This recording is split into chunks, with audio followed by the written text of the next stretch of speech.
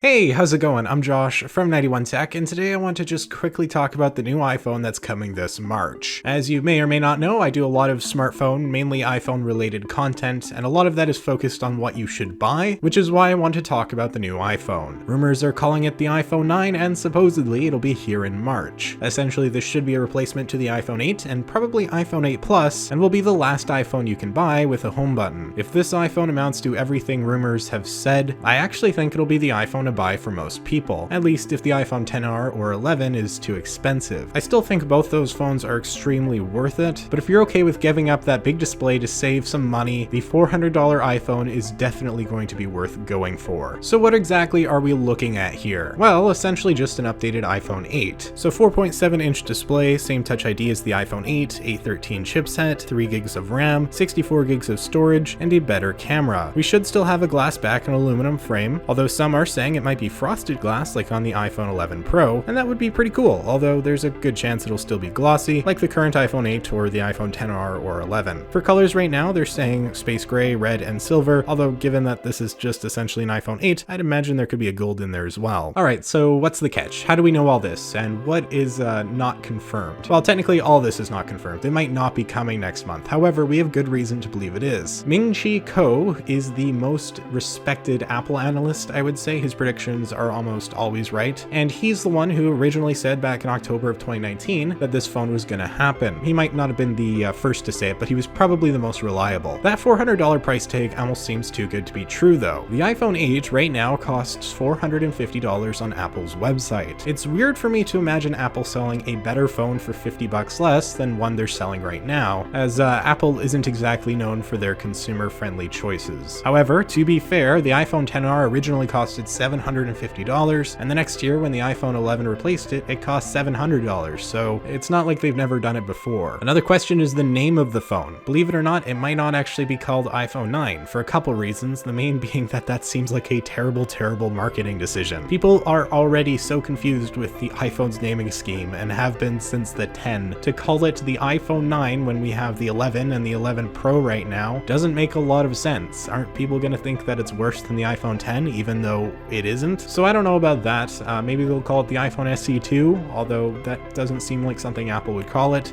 Some people have said the iPhone SE Pro, which seems even less likely. I really don't know what they're going to call it. The OCD part of my brain wants them to call it the iPhone 9 so that we have an iPhone 9. I don't like how they pulled the Windows and skipped straight from the 8 to the 10, so who knows, that might happen. There's also the very small possibility that they might have an iPhone 9 Plus or iPhone 9 Max, a bigger version like the iPhone 8 Plus. I find this extremely unlikely, and I think they'll just get rid of the Plus phone altogether. So right now the iPhone 8 Plus is $550, which isn't a good deal because the XR is $600. I think they're just going to axe that phone and just have the XR. So that means the lineup will look as follows. You'll have the iPhone 9 or whatever it's called at $400, the iPhone XR at $600, the iPhone 11 at $700, and the iPhone 11 Pro at $1,000, and then the 11 Pro Max at $1,100. That's actually a pretty good range, and I'd say all those phones are priced pretty fairly, like surprisingly fairly. The only thing I would adjust if I was Apple, if the iPhone 9 is going to be $400, is move the XR down to $550. I think right now it doesn't make a lot of sense to get the XR for $600 when you could get the 11, a significantly better phone with that ultra wide camera, for only $100 more at $700. But that's just my opinion, and they're probably not going to change that, or they already would have. It's also worth mentioning that while there is going to be a better camera in this new iPhone, it's only going to be the one lens, no telephoto, no ultra wide. So overall, this is a good thing. This is a really good thing. It's a pretty consumer-friendly decision on Apple's part if it does end up happening. It's good to have more budget-oriented phones for those who don't really need a good phone, like especially I think of my grandparents when it comes to phones like these. Like my grandpa, he currently has the iPhone 8, he had the iPhone SE before that. He doesn't need anything better than that, and if this phone does come out, it'll probably be the next one he gets in a couple years, you know, when his battery is shot in the 8 or whatever. So yeah, that's pretty much it from me. There's not too much to talk about. I haven't done a rumors video in a very long time. I don't even remember the last time I did one. I'm just doing it because I think that this is a very good phone for a lot of people. I think it's going to make sense. I would say right now, if you're considering an iPhone 7 or 8, just wait